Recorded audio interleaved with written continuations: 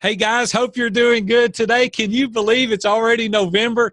Hey, you better get your hind end in the wind. 8 weeks is Christmas, and you better be buying those presents.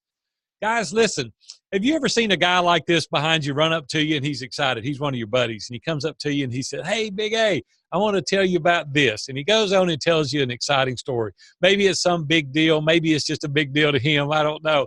But as soon as he gets through, I want to go, "Yeah, man, I've been there. I've done that. Let me show you pictures of the fish I caught, or let me tell you about the business deal that I did."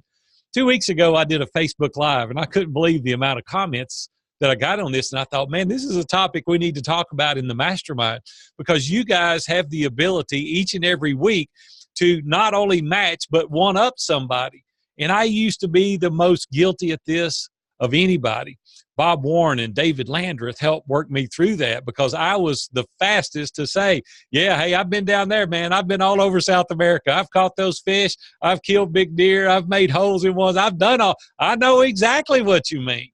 And they said, "Man, you don't need to do that. You need to let other people's story be their story." And I'm like, "What are you talking about? Like, I just want to be involved in the conversation." And they said, "What you've done is you've just neutered this guy.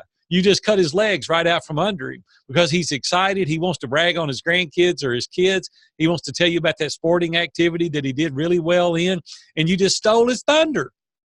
And man, I started feeling so guilty when I was thinking about that. Then I started paying attention to myself. And every time somebody would tell me something exciting, I'd go, and I'd stop. And I would be like, "You know what? I don't need to tell them that." Bob Warren, I used to travel with him all the time, and he was an all-star basketball player. They retired his jersey at Vanderbilt, went on to play pro ball for 8 years, and people would be talking to him about basketball. And we would leave the conversation. I said, "Man, why didn't you tell him you played pro ball?" He said, "Why would I want to do that?" He said, "Why do I just want to undermine somebody else? Why do I want to steal their thunder? Why do I want to take their excitement away?" And man, 20 or 25 years ago, it taught me such a valuable lesson to learn that we can build these friendships into something that are amazing if we will just listen, and we can turn it into great relationships. But let me tell you what you're doing every time you steal their thunder. They're eventually not going to tell you stories anymore. They eventually are going to find somebody that's going to edify them, congratulate them, and lift them up. Because if every time they tell you something, you've got a match or a one-up on them, they're going to eventually get where they're not sharing their life with you. And I want you guys to call me out on it in the mastermind group. If you see me do that, I want you to say, "Hey, Big A, we're going to tee you up." You can't do that. We've got to let their story be their story. And I promise you, if you'll practice this, it'll pay huge dividends. Hey, what about our new book, John Eldredge, Wild at Heart?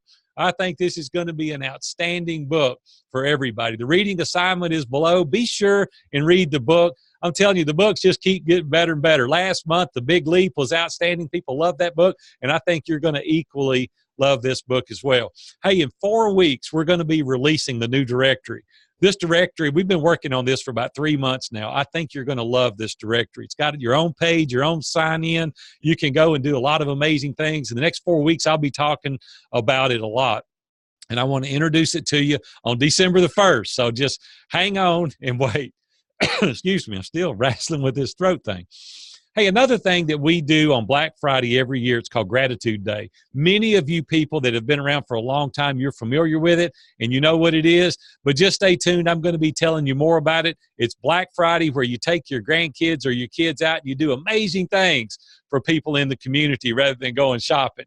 So I'll be talking more about that this week as well. Hey, there's a guy named Ron Gibson in our mastermind group. He's only been in for a couple of months now, but he said something this week that really touched me, and I want to share it with you guys.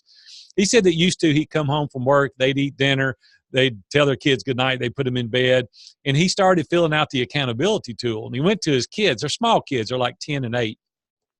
And he went to his kids, and he said, "Hey, how can I be a better father?" And the little girl started thinking about it, and they said, "You know, Dad, Mom sits down with us every night before bed, and she talks to us." And he started thinking about that. He said, "You just kiss us goodnight and put us in the bed."